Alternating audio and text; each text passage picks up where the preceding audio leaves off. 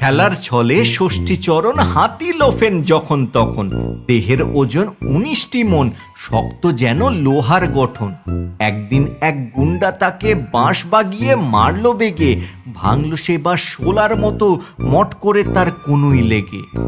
এই তো সেদিন রাস্তা দিয়ে চলতে গিয়ে দৈব বসে, উপর থেকে প্রকাণ্ড ইট পড়ল তাহার মাথায় খসে। মুন্ডুতে তার যেমনি ঠেকা অমনি সে ইট এক নিমেষে গুঁড়িয়ে হলো ধুলোর মতো। ষষ্ঠী চলেন মুচকি হেসে।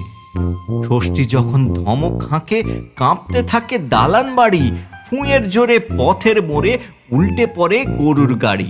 ধ্বংস কাঠের তক্তা ছেড়ে মোচড় মেরে মুহূর্তেকে 100 জ্বালা জল ঢালে রোজ স্নানের সময় পুকুর থেকে।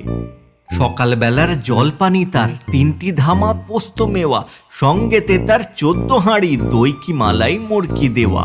দুপুর হলে খাবার আসে কাতার দিয়ে ডেচকি ভরে, বরফ দেওয়া 19 কুঁজো শরবতে তার তৃষ্ণা হরে। বিকেলবেলা খায় না কিছু ঘণ্টা 10 মন্ডা ছাড়া, সন্ধ্যা হলে লাগায় তেরে দিস্তা দিস্তা লুচির তারা। রাত্রে সে তার হাত পাটে পায় 10টি চেলা মজুদ থাকে, দুমদুমাদুম সবাই মিলে মুগুর দিয়ে পেটায় তাকে।